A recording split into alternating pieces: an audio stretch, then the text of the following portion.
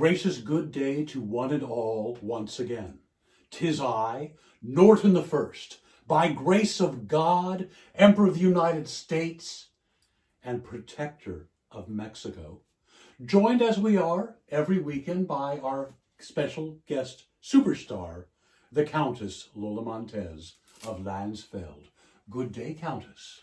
Good day, Your Majesty. Great to see you. Always good to be here. Yes. This is episode number 172. Today is the 12th of December, 2020. It is our 270th day living under COVID-19 restrictions. So, Countess, what do you have for us today? Well, the plague is still on the land, and we're going to still be sheltered in place. And so I have a lot of surprises as usual. We're going to talk about a couple of my favorite artists, Diego Rivera and Frida Kahlo. Oh my, yes. And they were here in San Francisco, as you know, Your Majesty. Do indeed, indeed. Yes. And later on, we're going to have a little fun. Our singer, Ginger Vitus, will be here from the Horny Bull Bareback Bar in Kylene, Texas. How wonderful. And she'll share a little ditty with us. But did you know, Your Majesty, that my parents were both artists? Mm-hmm. And I called them Moma and Dada.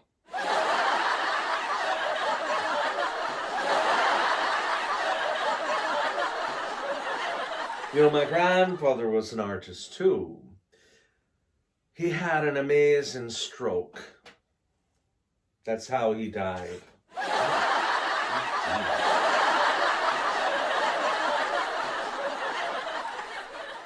You know, I once insulted an artist about his bad painting.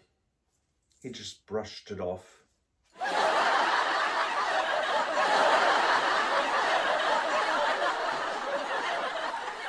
What's a poor artist's favorite style? What would that be? Baroque.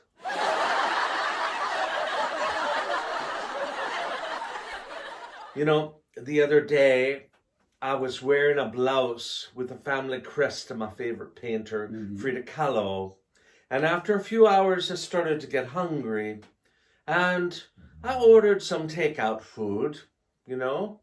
And so when the delivery person arrived, they handed me the food without charging. Yes. And I asked him, how come there's no charge? He replied, I was going to charge, but I noticed you had a Frida delivery.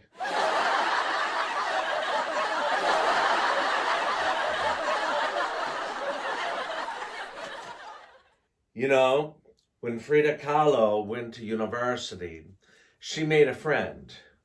It was her unibrow. Unibrow.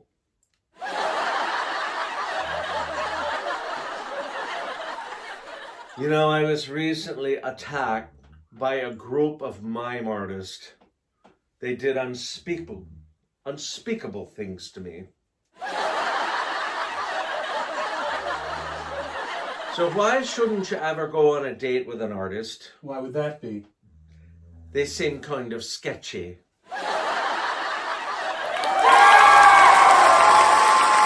Well, shall we move on? I think we should. Yes.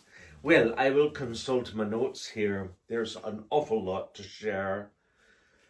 These days, when we think of Frida Kahlo's image, it's everywhere. Her iconic eyebrows, you know, the unibrow, and piercing gaze have been immortalized on t-shirts, tote bags, candles, dolls, and a list of products sold, too many to list them all. And before her image became commercialized or ubiquitous, Frida Kahlo was just a budding artist waiting for her big break. Married to the older and already famous Diego Rivera, Frida Kahlo was determined to make a name for herself, and her time in San Francisco would help her to do that, you know. Mm-hmm. So I also want to add, thank you so much for tuning in today. And then please like us and subscribe if you like. And also, if you enjoy the shows, these are very difficult times, even for the royals such as ourselves. They can leave tips. That's right. We'll have the information on how to do that at the very end of the vlog today. Yes, and thank you for your generosity. Indeed. Yes. As you were saying. Yes, as I was saying, San Francisco was a place that Frida Kahlo called the city of the world. Now, she often dreamt of it as a teenager. And when Frida and Diego came to San Francisco for the first time in 1930, she doodled a portrait of herself set against a backdrop of how she imagined the city to be. When they got to San Francisco, she showed it to Diego, and he just marvels at how much it looks like what they were seeing before them. Kind of like she already knew what it was going to look like, even though she'd never been here. She seems to possess a sense of destiny and wanted to come to San Francisco, like so many people that came here to fulfill their dreams.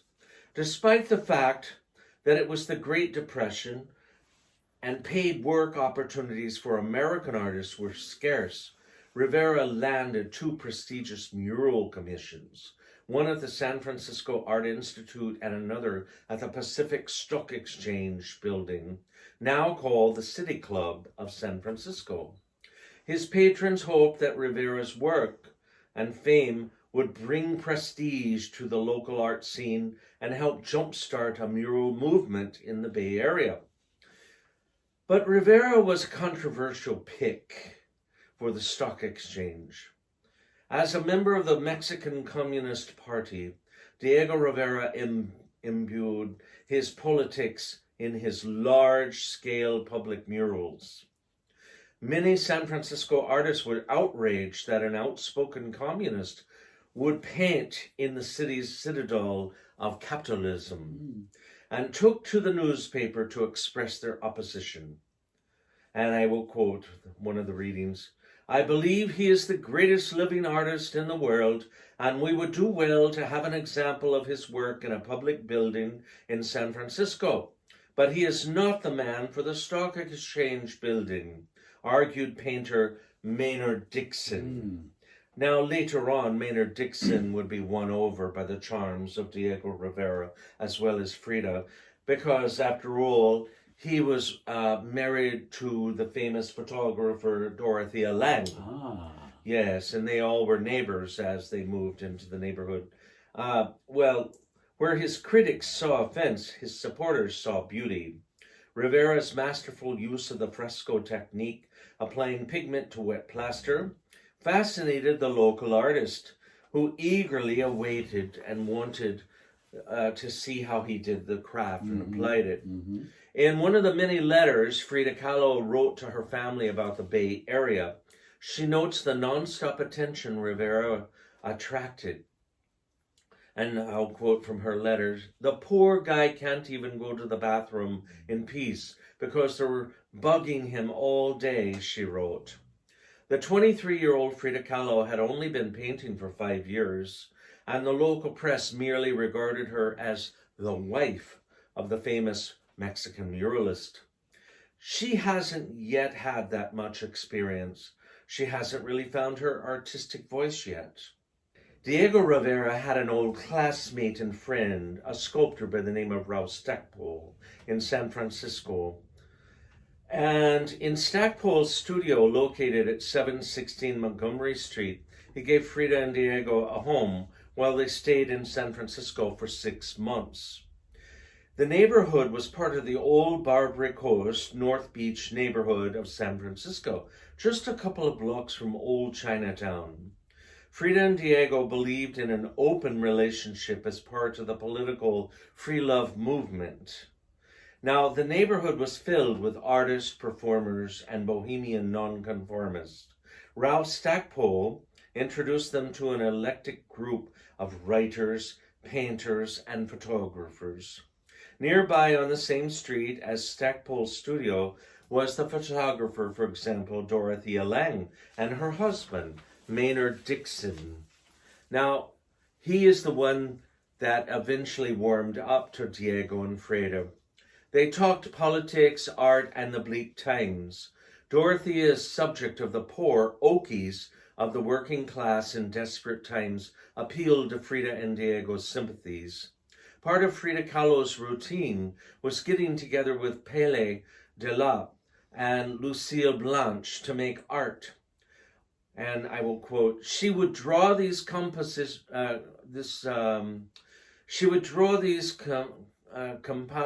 drawings where each one would start on a particular sheet of paper and then trade them off and pass them around.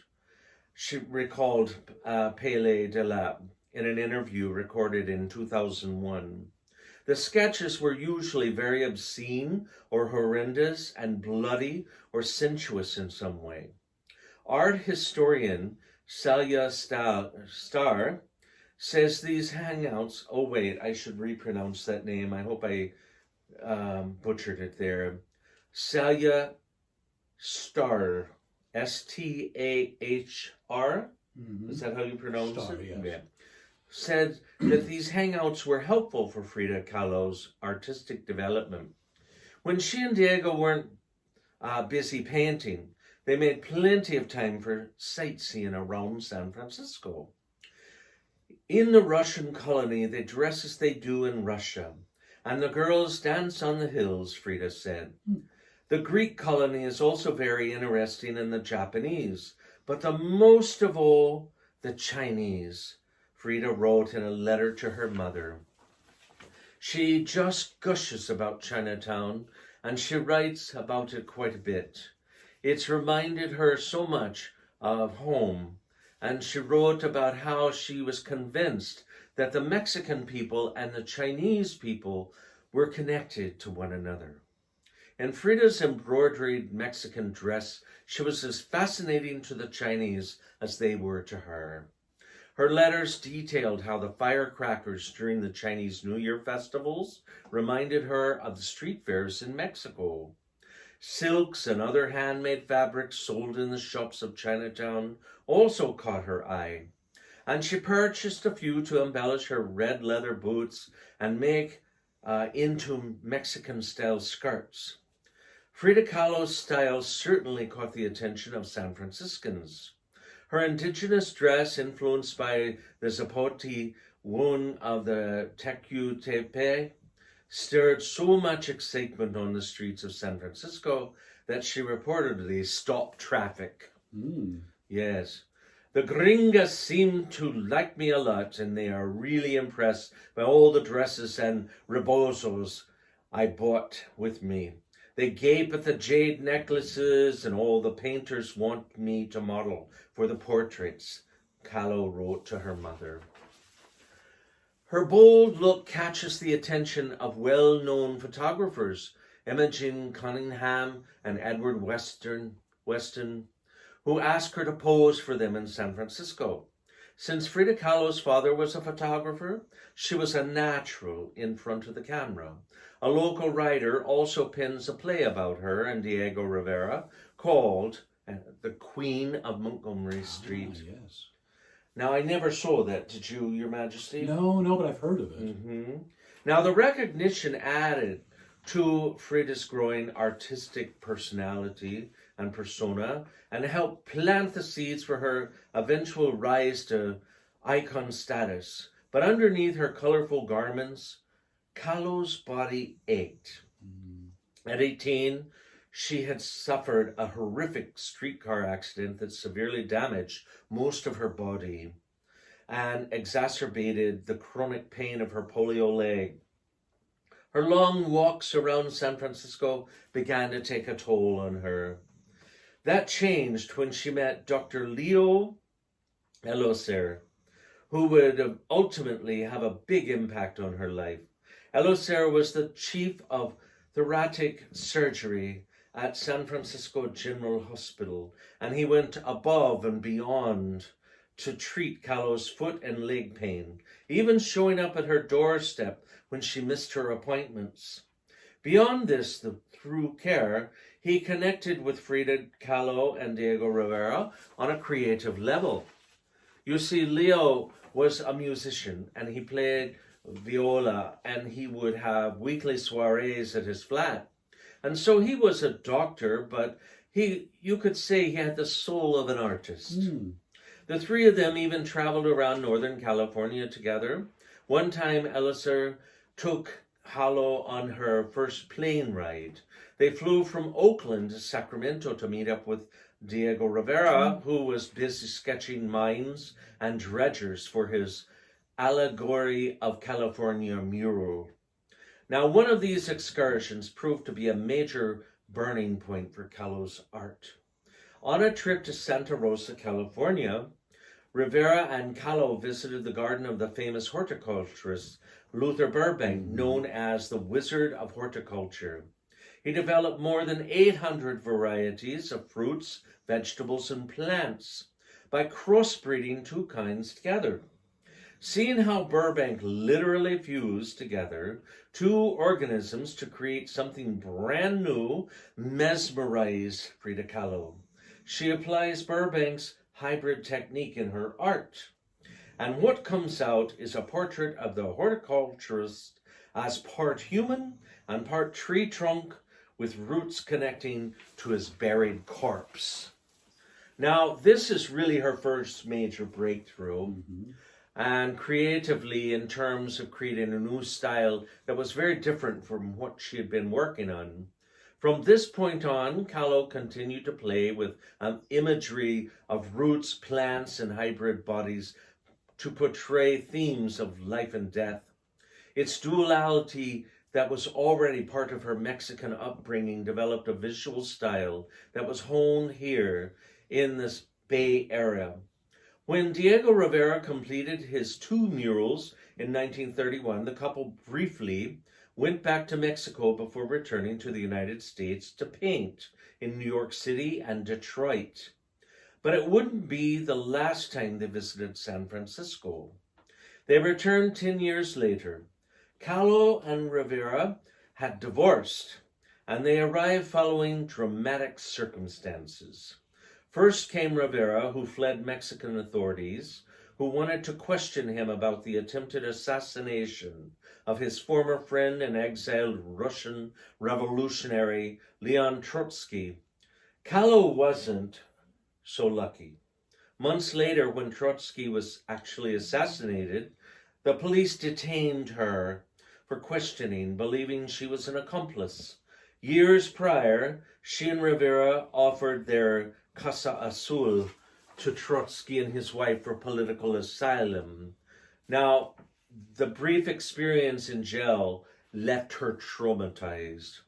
Now, she had also been a lover with Trotsky as well, you know. They had this open marriage thing going on that was so common in that political movement, you know. Stackpole was part of that as well.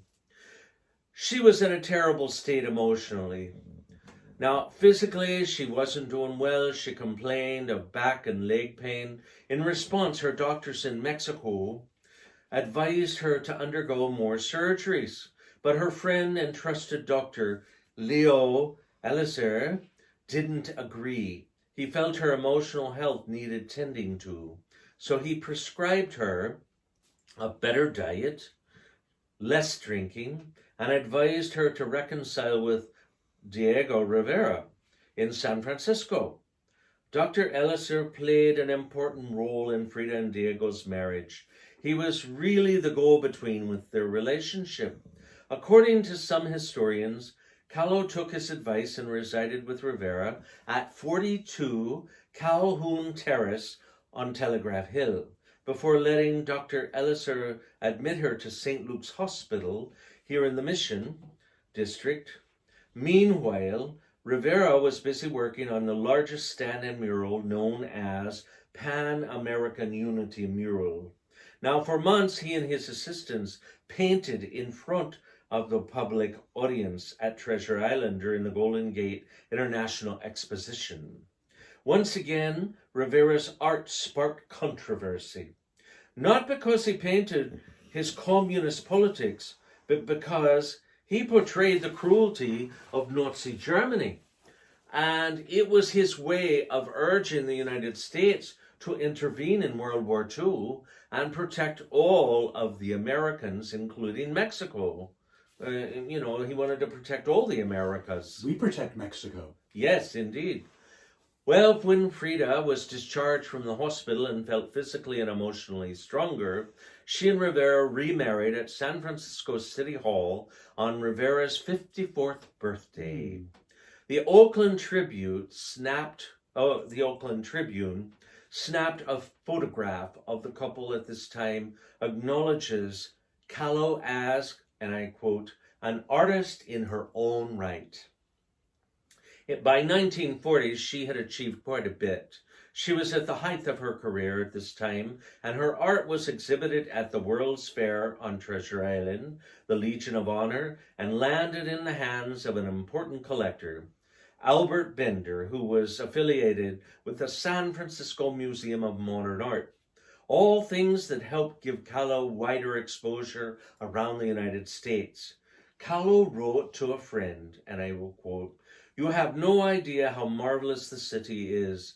It has helped me a lot to come because it opened my eyes and I've seen lots of swell new things," and I unquote. Now, the murals of Coit Tower emerged because of Diego Rivera's influence. Mm-hmm.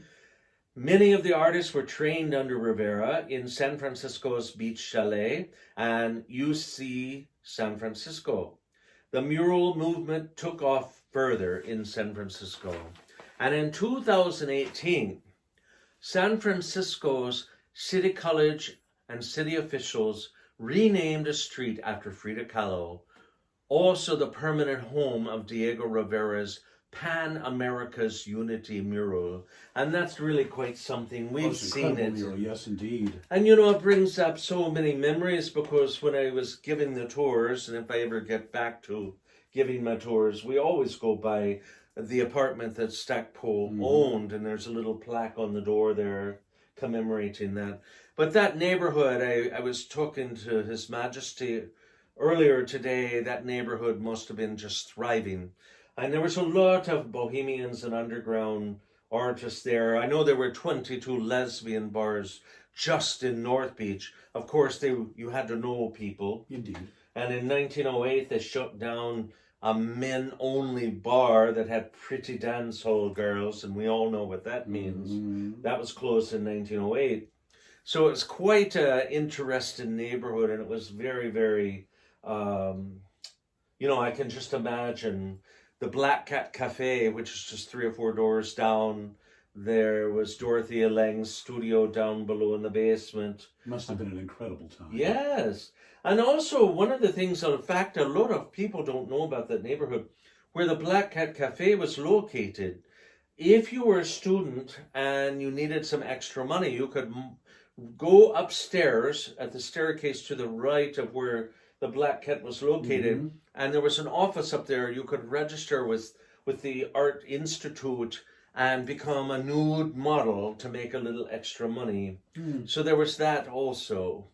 Well, I'm so glad you spoke about the murals in Coit Tower, because there was such a misconception that those murals were painted by Diego Rivera. He didn't paint any of them, but they were painted by many of them by his former assistants. So his influence is there, but not his artwork, no. Well, we think also, too, of present day, like, for example, Washington High School. We have a different generation now, a new approach to things. And it's always good to question things and not accept what has been accepted in the past and revisit those things. I think that's a healthy democracy. However, we do not write history. History writes itself. So if you're uncomfortable with art, the idea to me of art is to be provocative or to evoke some sort of emotion, whether it's a pleasant thing or to make you think about what has happened in the past. And I think it's well worth examining. Indeed. True that, eh? Indeed. Because we can't just erase history. No. If you get rid of things like that, the history disappears. They should be used as teaching moments. That's the best use. Well, that was agree. Just a wonderful story today. Yes. Thomas, thank you so much. Well, thank you for having me today, and I hope you enjoyed. Please comment below and like us, and perhaps we should have some entertainment. Oh, that would be wonderful. We always look forward to that. Yes. Well, I think it's time to call the old girl up. Let's have gingivitis. And you know, this spicy redhead is always spitting out facts while she spits out blood. Now, don't let her lack of poor hygiene fool you. Critics have said her talented oral charms have deep and puffy pockets with all her swollen-hearted fans internationally by her memorable performances. Now, coming to us today, we're going to call her up to sing Bewitched, Bothered, And bewildered? and Bewildered. Yes. Yes. And she's coming from her home at the Horny Bull Bareback Bar in Killeen, Texas. Iggity piggity bumblebee, gingivitis, sing for me.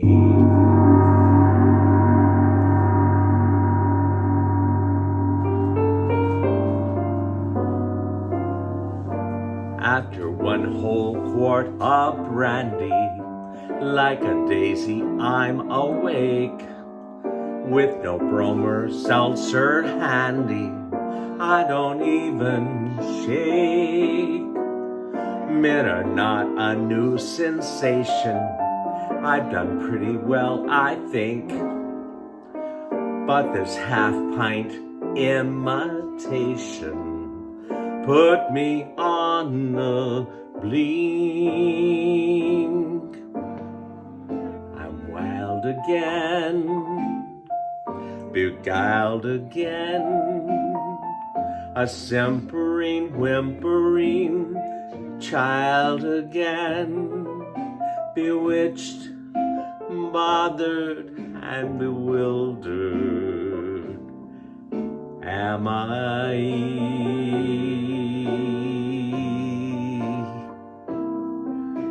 Couldn't sleep and wouldn't sleep when love came and told me I shouldn't sleep. Bewitched, bothered, and bewildered am I.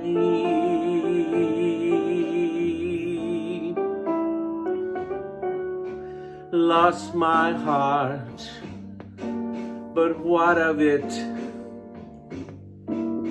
He is cold, I agree. He can laugh, but I love it, although the laugh's on me. I'll sing to him, each spring to him, and long for the day when I'll cling to him.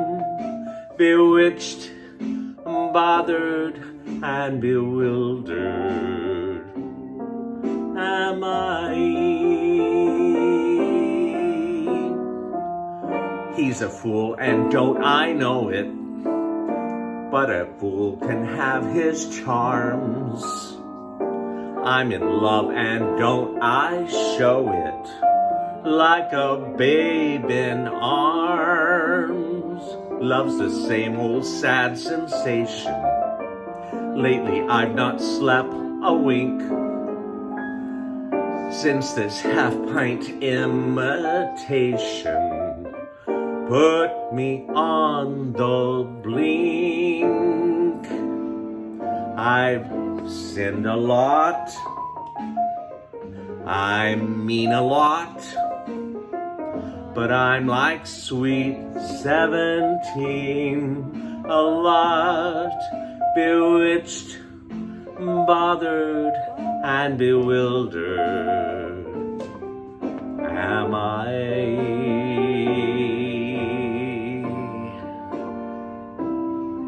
I'll sing to him, each spring to him, and worship the trousers that cling to him.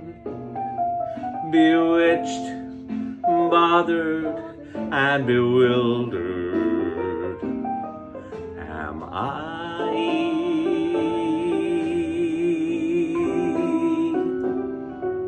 When he talks, he is seeking words to get off his chest. Horizontally speaking, he's at his very best. Vexed again, perplexed again. Thank God I can be oversexed again. Bewitched, bothered, and bewildered am I.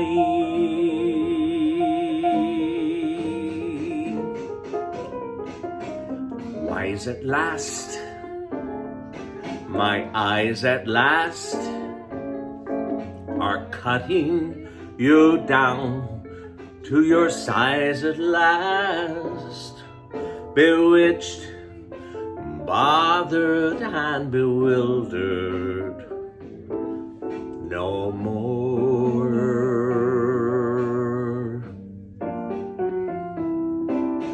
Burned a lot, I've learned a lot, and now you are broke and you've earned a lot.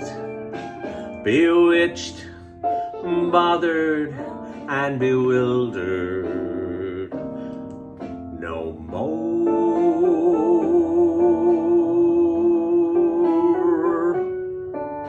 Couldn't eat, was dyspeptic. Life was so hard to bear. Now my heart's antiseptic since you moved out of there. Romance fini, your chance fini. Those ants that invaded my pants fini. Bewitched, bothered, and bewildered no more.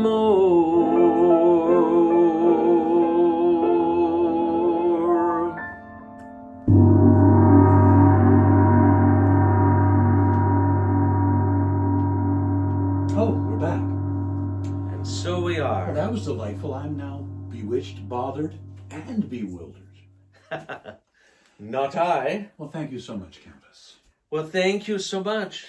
Thanks for having me today and tuning in. As always. So that wraps it up for this edition. Now remember, as mentioned earlier, you can leave us a tip. We greatly appreciate all of our generous donors. Here's the information for that.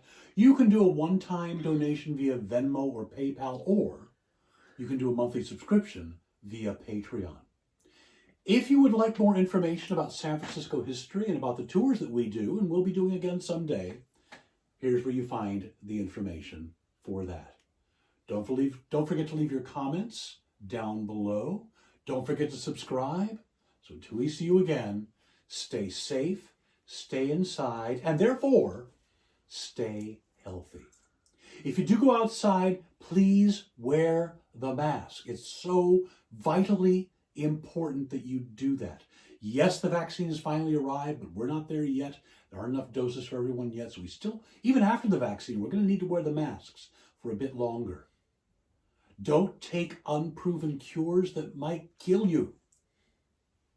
Be kind to one another. Until we see you again, a gracious good day. Au revoir. Stay safe.